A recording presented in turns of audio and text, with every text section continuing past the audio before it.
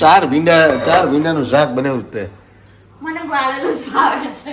હવે કોફીની સાથે સાથે કલર પણ લાવી ગયા છે. પૂજા બહાર લઈ આવી છે. હવે કલર કરીશ એમ.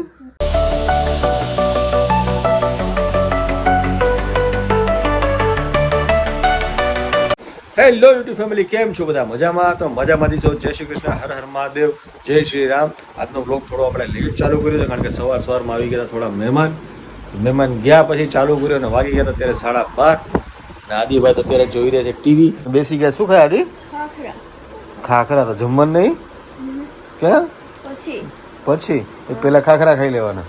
વાહ. હવે જેનીનો વારો. જેની શું કરી લીધું? હેલો કર દે પેલા બધાને. ચાલ હા કર દો. ફરીથી કર દે. કોઈ જોયું જ નહીં. હાલા. અરે વાહ.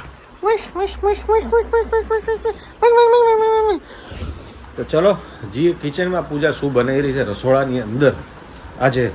ચલો પેલા અંદર જઈએ અને પૂજાબેનની મુલાકાત લઈએ મેડમની. તો ચલો. અહીંયા ચાલી રહી છે ગુપશુપ પૂજાની ને ભારતીની. Good morning guys. Good morning.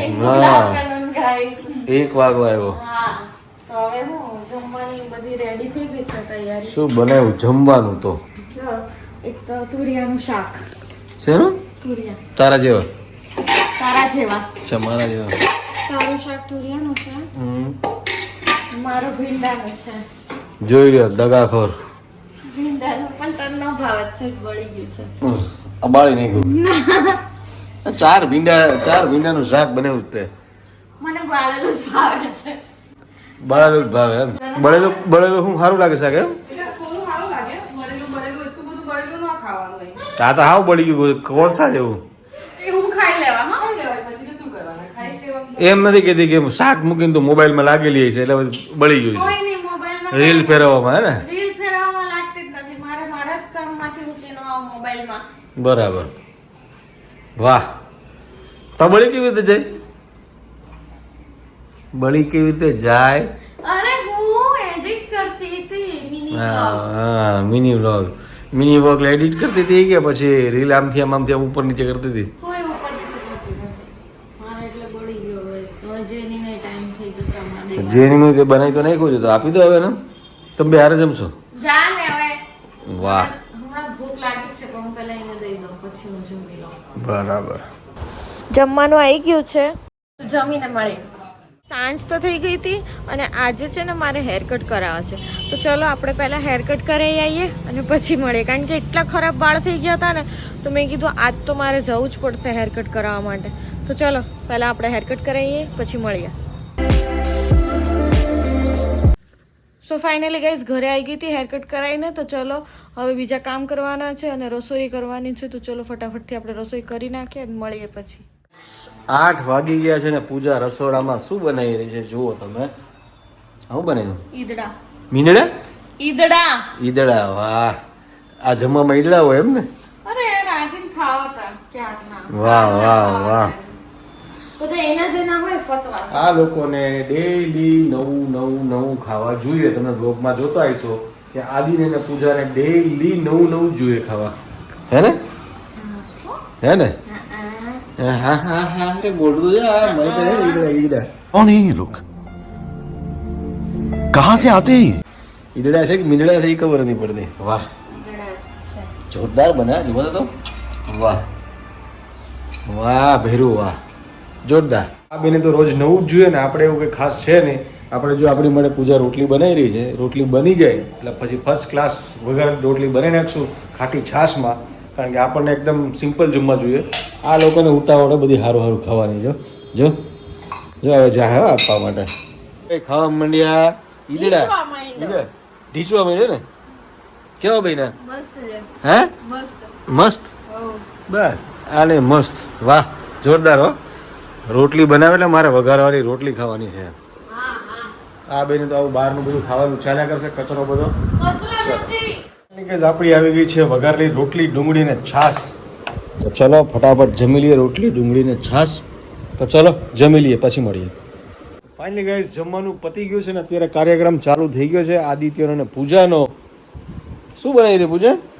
અરે યાર અસાઇનમેન્ટ આપ્યા છે જો ને શું અસાઇનમેન્ટ આપ્યું છે આદિને હમ સ્કૂલનું એમાં એશિયન્ટ પેપર બનાવવાનું શું બનાવવાનું જૂનવાણી પેપર જૂના જમાનામાં પેપર કેવા હોય જૂના જમાનાના પેપર બનાવવાના હા હવે આને કોફીથી કલર કરવાનો છે શેનાથી કોફીથી આ કોફી છે હા કોફીનું પાણી છે હમ હવે એ હુકાશે ક્યારે એને ભીનું થઈ જાય પણ એને સુકાવવું પડે આ તો આપ ટપકા કરે તો આ તો હુકાઈ જાય તો કડક થઈ જશે પેપર હા એટલે એ કડક થઈ જાય ને હમ પછી એને આખું આમ ચીમડાઈ દેવાનું તો પેપર શેનું છે શેનું એને સાયન્સ નું એસએસ એસએસ સમાજ સમાજશાસ્ત્ર સમાજ વિદ્યા કહેતા ને તમારે હા સમાજ વિદ્યા એસએસ એસએસ એટલે એ જ થયું ને સોશિયલ સ્ટડીઝ સોશિયલ સ્ટડી વાહ તો તારે કરવાનું હોય કે એને કરવાનું હોય નહીં થોડી આ બધું આવડે છોકરાઓને હે